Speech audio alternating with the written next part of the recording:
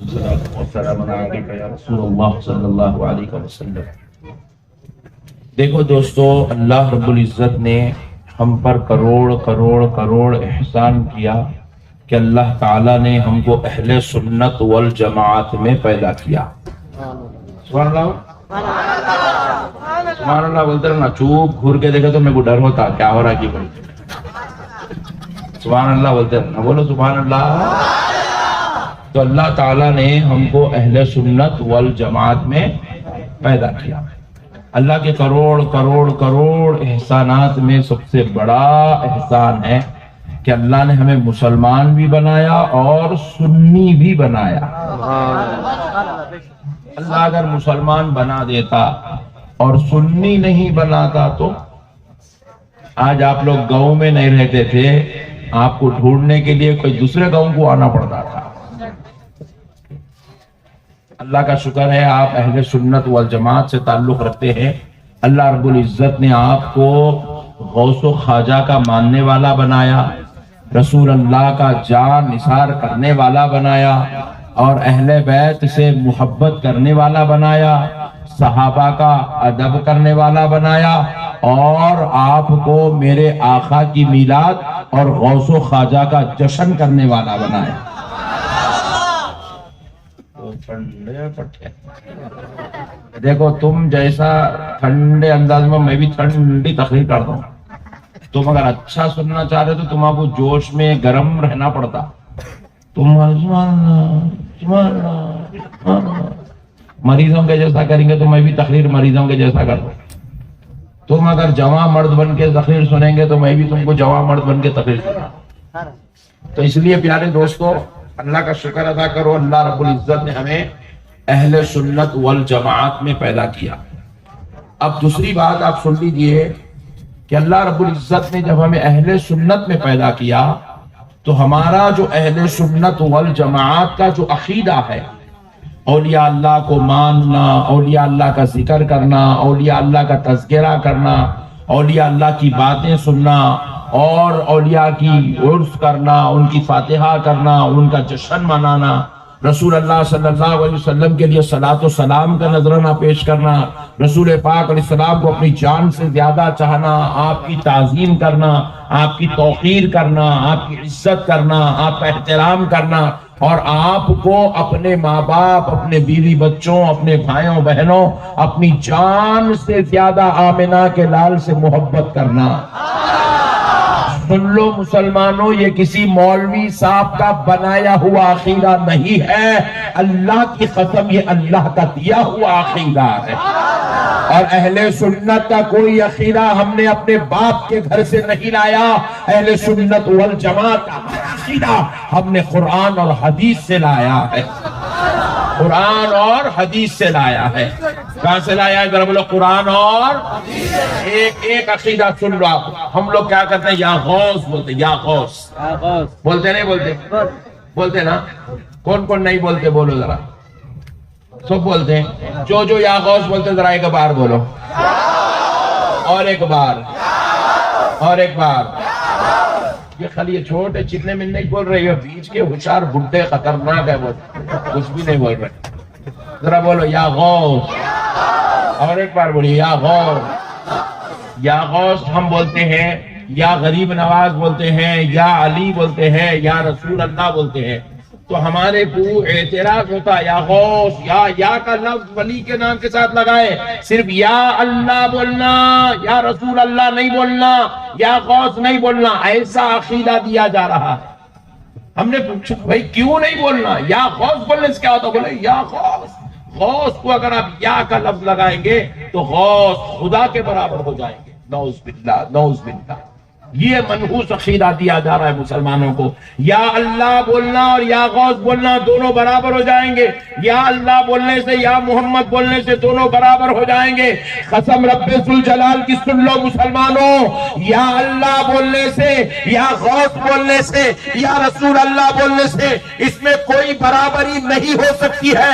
یا غوث بولنے سے غوث اعظم خدا کے برابر، خدا کی قسم نہیں ہو سکتے ہیں۔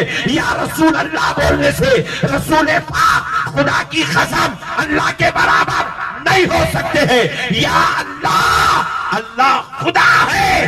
یا رسول اللہ، حضور اللہ کے بندے ہیں. یا غوث اعظم اللہ کے ولی ہیں. سبحان اللہ سبحان اللہ سبحان اللہ. کوئی یا کا لفظ لگانے سے کوئی اللہ کے برابر، اللہ کے برابر.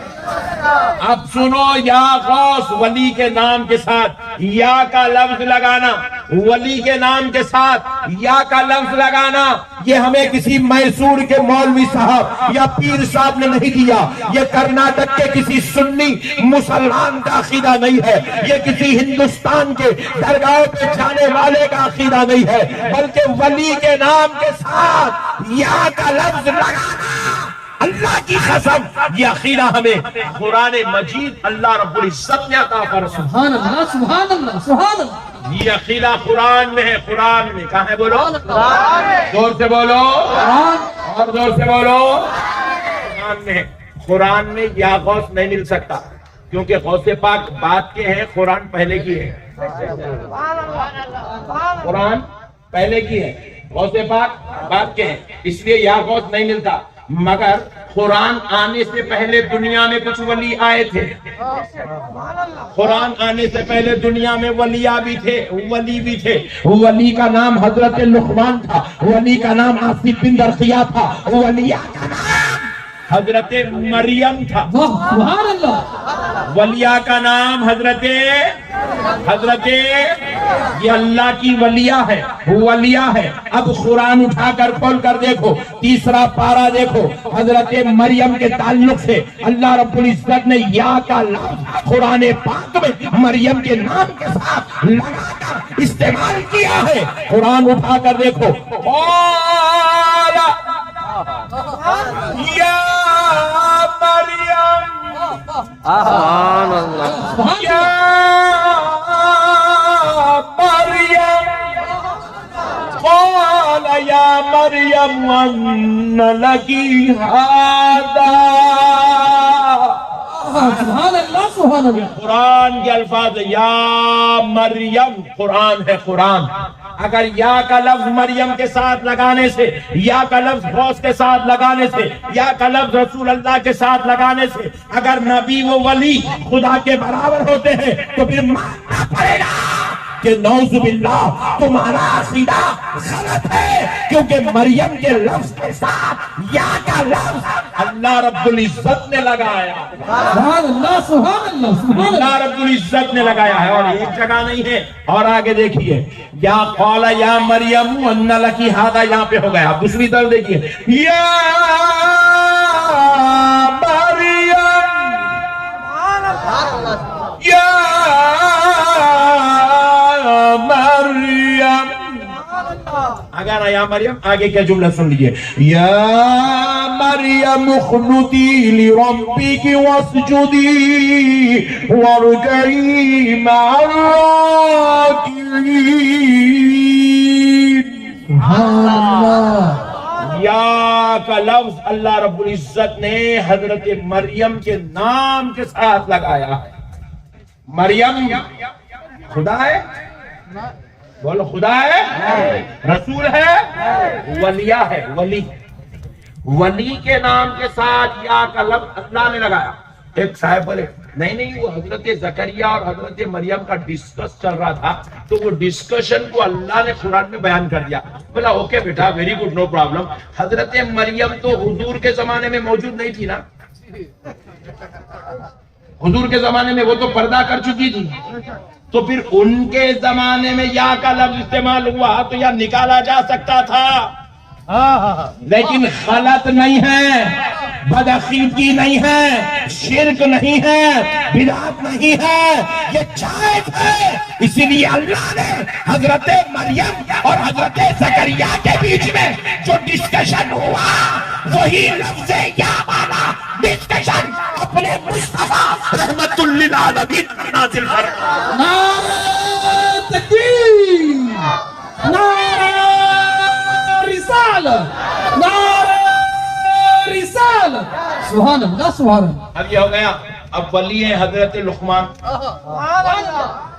ولی ہے کون؟ حضرت لقمان. حضرت لقمان اپنے بیٹے کو نصیحت کر رہے ہیں. ولی اپنے پیارے بیٹے کو نصیحت کر رہا ہے. اور ولی نے اپنے بیٹے کو کیا کہا؟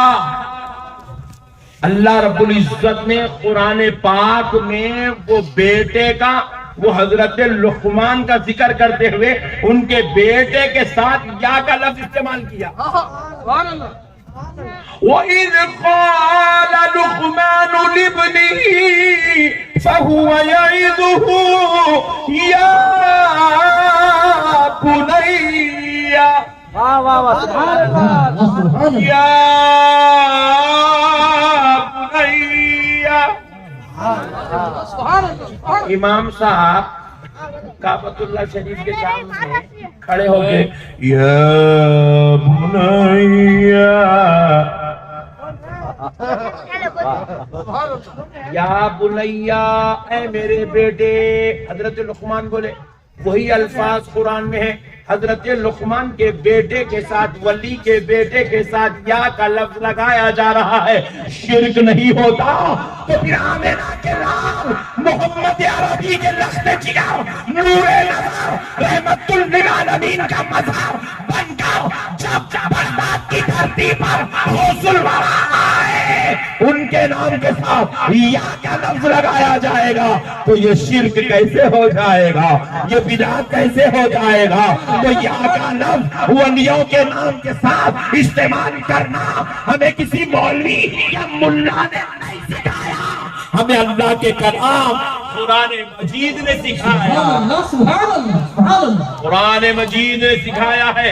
یا ولی اللہ، یا رسول اللہ، خدا کی قسم یہ شرک نہیں ہے، یہ حقیقت اسلام.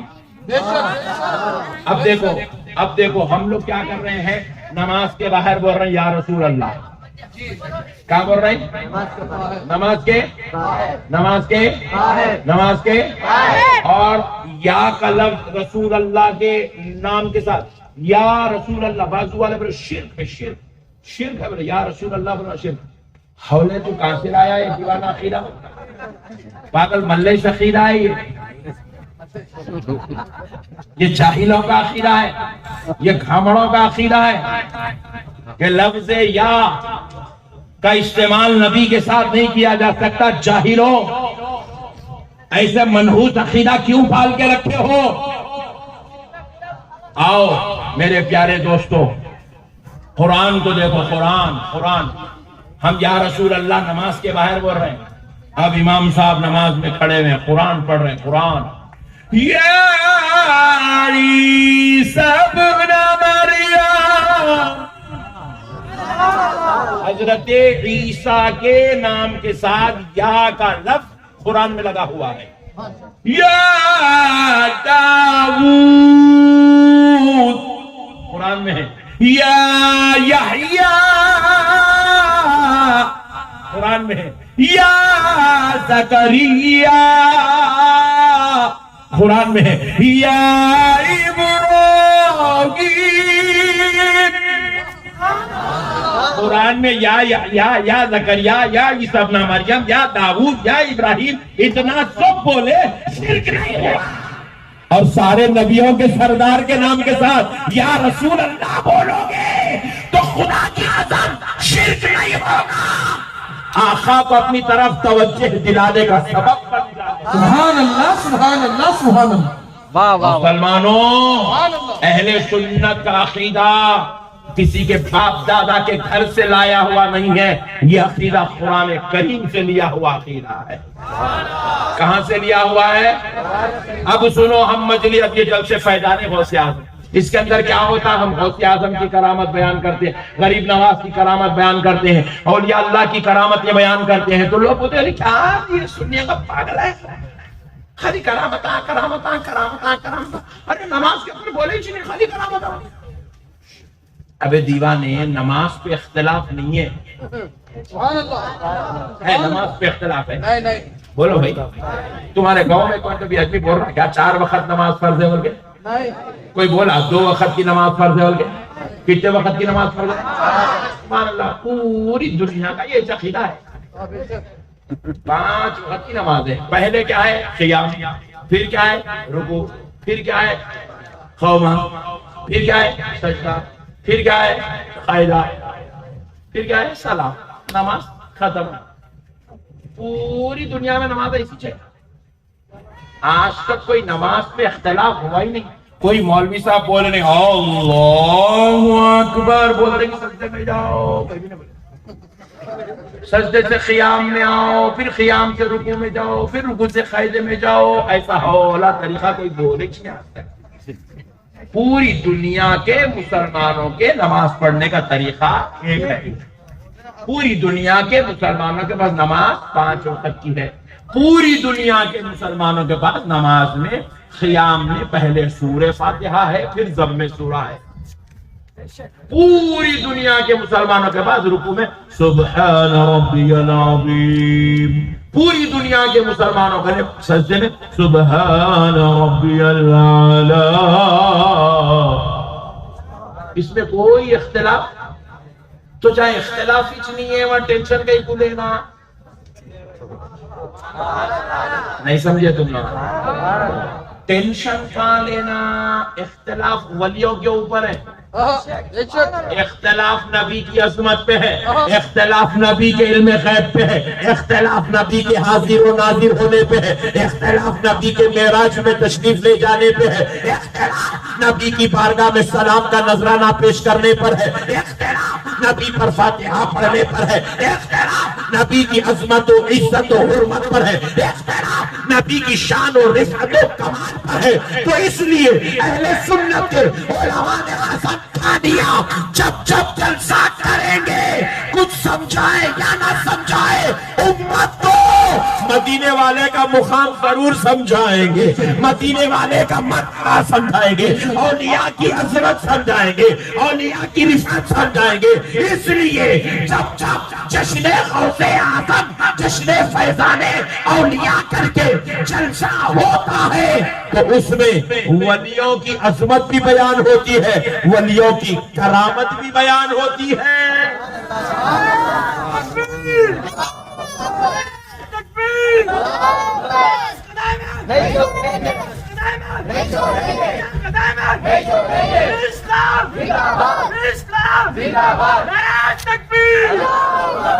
اب تم جلسہ میں تک ٹھنڈے نہیں پڑیں گے، خبردار. دیر کے بعد جوش میں آئے. ایک تو نکلا میرا پٹھا، پورے کہاں سے لائے گی سمجھ میں نہیں آ رہا. وہ میرا پٹھا ہے. مسئلے کو سمجھو. ہم جلسوں میں اولیاء کی عظمت بھی بیان کرتے ہیں اور کرامت بھی بیان کرتے ہیں.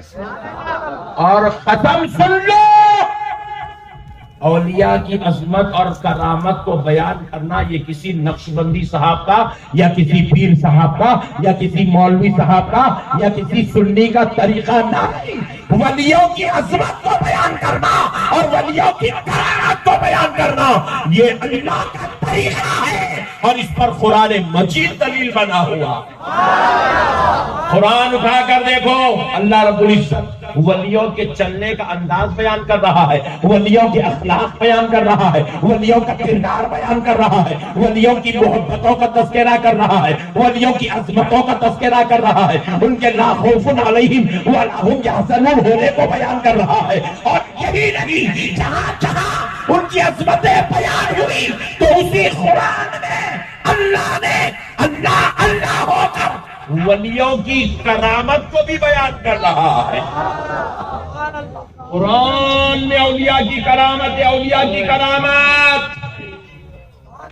ہم لوگ قرآن کو سمجھے ہی نہیں، ہمارے علماء کرام کی مجلسوں میں ہم بیٹھے نہیں، اس لیے ہم کو قرآن کا تعارف ہے نہیں.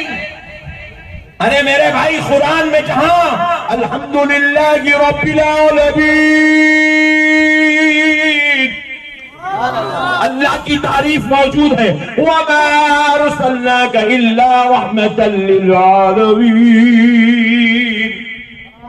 جہاں قرآن میں آمنہ کے لال کی عظمت موجود ہے، اسی قرآن کے اندر أَنَاتِيكَ بِهِ قَبْلَ أَن يَرْتَدَّ إِلَيْكَ طَرْفُكَ وہاں پر اللہ نے قرآن میں اپنے ولی کی کرامت کو بھی بیان فرمایا. ولیوں کی کرامتوں کا ذکر قرآن میں اللہ اللہ ہو کر خدا ہو کر ولی کی کرامت کو قرآن میں بیان کرتا ہے تو پھر ہم غلام ہو کے نہیں بیان کر سکتے. ہم غلام ہو کے بیان نہیں کر سکتے. اور اگر ہم بیان کر لیں تو اس لیے بیان نہیں کرتے کہ ہم نعوذ باللہ ولی کو خدا کے برابر کر دیں.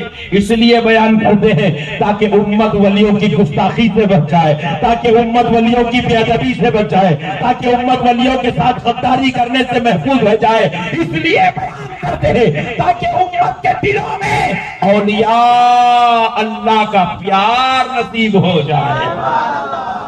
غوث اعظم کی کرامت کیوں بیان کرتے ہیں؟ تاکہ لوگوں کے دلوں میں غوث پاک کی محبت پیدا ہو. غریب نواز کی کرامت کیوں بیان کرتے ہیں؟ تاکہ لوگوں کے دلوں میں غریب نواز کی عظمت پیدا ہو. مقصد خدا کے برابر کھڑا کرنا نہیں ہے, مقصد خدا کے مد مقابل میں کھڑا کرنا نہیں ہے. ارے کیا کھڑا کر سکتے ہیں؟ 1,24,000 پیغمبر معجزے لا کر خدا کے بندے رہے تو غوث اعظم کرامت دکھا کر خدا کے برابر کیسے ہو؟ معجزات والے خدا کے برابر نہیں ہوئے تو کرامت والے خدا کے برابر کیسے ہو؟ سبحان اللہ سبحان اللہ. واہ واہ واہ. کیا جاہل جو ہے الزام ہمارے اوپر لگایا گیا, ہمارے عقیدوں کو بگاڑنے کی منظم سازش کی گئی, ہمارے اندر جو ہے اولیاء اللہ کی محبتوں کو, ان کی رفعتوں کو کم کرنے کی ناپاک منظم سازش رچی گئی. خدا رائے مسلمانوں, ولیوں سے محبت کرو. ایک کرامت سن لو قرآن سے. سناؤ سنیے. حضرت مریم اللہ کی ولیہ. کون ہے حضرت مریم؟ اللہ کی ولیہ ہے. حضرت مریم اللہ کی ولیہ, اور یہ ایسی ولیہ ہے اللہ نے ان کو اتنا پاک دامن, پاک صفات, پاک باز رکھا تھا کہ کوئی غیر مرد ان کے قریب سے نہیں گزرا تھا. اللہ اکبر. اتنی پاک دامن, اتنی پاک صفت خاتون, اور ان کی پرورش حضرت زکریا علیہ السلام کرتے تھے. کون تھے حضرت زکریا؟ اللہ کے پیغمبر ہیں اور حضرت مریم کے خالو ہیں. خالو حضرت مریم کے, زور سے بولو, حضرت مریم کے خالو. ایک جنا سا پیچھے سے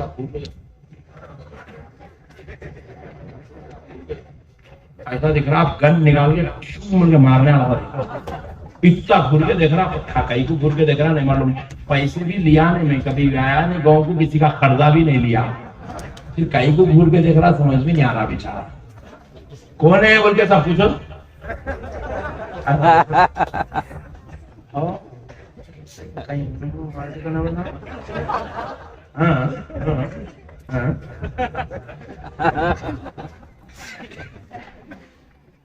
تو حضرت مریم, حضرت زکریا علیہ السلام, حضرت زکریا خالو ہیں, حضرت مریم بھانجی ہیں. اور حضرت مریم کے لیے اللہ نے بیت المقدس مسجد اقصی میں قبلے کی دیوار کی طرف ایک حجرہ مقرر کر دیا تھا. حضرت مریم اسی حجرے میں رہتی ہے, اسی حجرے میں رہتی ہے. کائنات کی کوئی خاتون اس شان سے نہیں پالی گئی جس شان سے حضرت مریم کو پالا گیا. حضرت زکریا تنہا واحد شخصیت تھے اللہ کے پیغمبر جو حضرت مریم کے حجرے میں تشریف لے جاتے, ان کے لیے کھانے کا, پینے کا, خدمت کا انتظام فرماتے. تمام تر ان کے عالم کی کفالت حضرت زکریا کے حوالے تھی. حضرت زکریا جب ان کے لیے تشریف لاتے اور ان کے لیے کھانا لے آتے, ان کے لیے ساری ان کے معاملات کی تکمیل کرتے, تو اب ہوا کیا, اللہ رب العزت کے حکم سے حضرت زکریا علیہ السلام کو بیت المقدس کا علاقہ چھوڑ کر کچھ کام سے بیت المقدس کے فلسطین کے باہر جانا پڑا. تو حضرت زکریا سوچے کہ میں 2 دن میں آ جاؤں گا, تو آپ نے 2 دن کا کھانا حضرت مریم کے حجرے میں رکھ دیا. کہا میری بیٹی مجھے اجازت دو, میں تھوڑا کام سے جا رہا ہوں, آپ اس کھانے پر اکتفا کرو, پھر میں آ جاؤں گا تو پھر آپ کو دوسرا کھانا ضرور دوں گا. اپنی اس پیاری بچی سے حضرت زکریا اجازت لیے اور لے کر آپ تشریف لے گئے.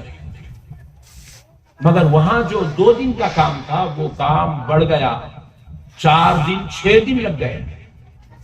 اور حضرت زکریا بڑے بے چین ہیں وہاں پر کہ میری بچی کو میں صرف 2 دن کا کھانا دے آیا، اب میری بچی کیا کھانا کھائے گی؟ بھوکی ہوگی، کوئی دوسرا آدمی اس کے حجرے میں جا نہیں سکتا، کوئی دوسرا اس کے لیے کھانے کا انتظام نہیں کر سکتا، مجھے ہی کرنا ہے اور میں اپنے یہاں کام میں مصروف ہوں، یہ کام نپٹا کر جانا ہے. مجھے اتنے دن لگ گئے، میری بچی بھوکی پیاسی ہوگی، پریشان حال ہو گئی ہوگی، نڈھال ہو گئی ہوگی، کمزور ہو گئی ہوگی. یہ سوچتے سوچتے پورا کام نپٹا کر حضرت زکریا دوڑے دوڑے چلے آئے بیت المقدس کی طرف. تو اپنے گھر کو بعد میں گئے، حضرت مریم کے پاس پہلے تشریف لائے، دیکھ تو لوں کہ میری بچی کیا کر رہی ہے. حضرت مریم کے پاس جب آئے تو کیا دیکھتے ہیں؟ حضرت مریم نہ نحیف ہے، نہ کمزور ہے، نہ بیمار ہے، نہ پریشان ہے، بلکہ اللہ کی عبادت میں لگی ہوئی ہے اور ساتھ میں لذیذ میوے رکھے ہوئے ہیں، غذا رکھی ہوئی ہے، تر و تازہ میوے رکھے ہوئے ہیں، خوشبودار غذا رکھی ہوئی ہے. حضرت زکریا نے جیسے ہی وہ غذا کو دیکھا تو پوچھنے لگے، قال یا مریم ان لکی ھذا. اے مریم، یہ پاک خوشبودار لذیذ تر و تازہ غذا تمہارے پاس کہاں سے آئی؟ کہاں سے آئی؟ اللہ اکبر. حضرت مریم جواب دیتی ہے، سنو، یہ ہے ولی کا مقام. سبحان اللہ. اللہ نے ان الفاظ کو قرآن میں درج کر دیا. حضرت مریم کہتی ہے، قالت هو من عند اللہ.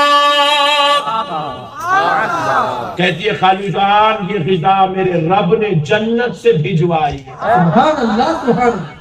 تم ہم بھوکے ہو گئے تو اسرائیل آتے، اسرائیل بولاتے بولو، 4 دن کسی کو کمرے میں بھوکا بند کر دو، اسرائیل گھر کے پاس آتے جاتے رہتے، اب نیو جب نیو، اب نیو جب. ارے ہم بھوکے رہ جائے تو اسرائیل آ جائے، اللہ کا ولی بھوکا رہ جائے تو اللہ جنت سے غذا بھجوا دیتا ہے. سبحان اللہ. سبحان اللہ.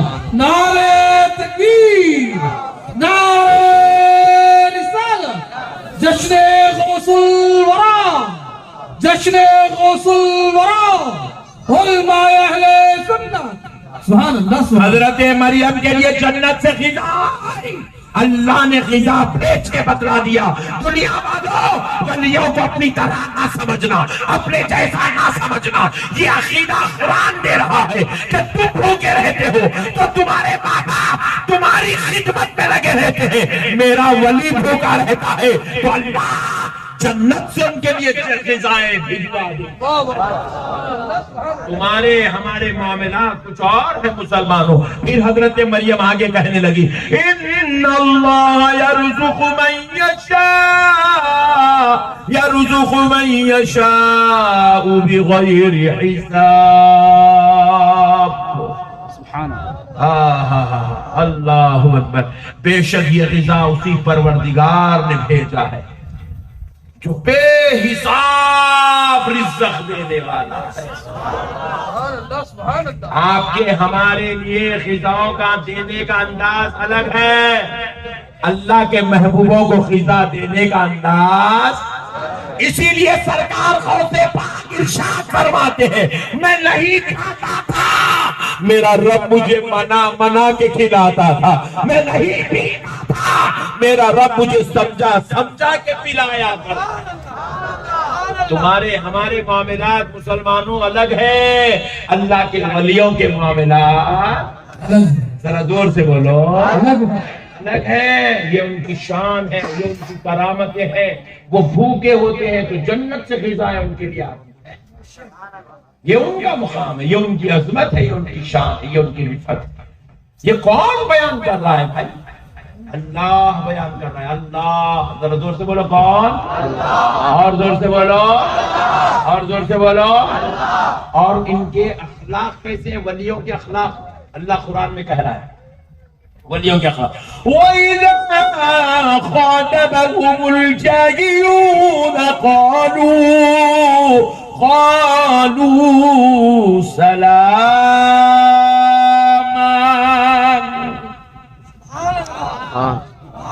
ولیوں کے اخلاق قرآن میں اللہ بیان کرتا ہے وَإِذَا خَاطَبَهُمْ جب ان اللہ کے بندوں کے ساتھ اللہ کے ولیوں کے ساتھ کوئی جہالت والی گفتگو کرتا ہے، کوئی بد اخلاقی کرتا ہے، کوئی بدتمیزی کرتا ہے، کوئی نالائق انداز میں ان کے ساتھ پیش آتا ہے تو بدلے میں اللہ کے ولی جہالت کا جواب جہالت سے نہیں دیتے، بد اخلاقی کا جواب بد اخلاقی سے نہیں دیتے، وہ بدتمیزی کا جواب بددعا سے نہیں دیتے، بلکہ اللہ کہہ رہا ہے قالوا سلاما. وہ اللہ کے ولی اپنے دشمنوں کا جواب سلامتی کے ساتھ دیتے ہیں، محبتوں کے ساتھ دیتے ہیں، اخلاق کے ساتھ دیتے ہیں، کردار کے ساتھ دیتے ہیں.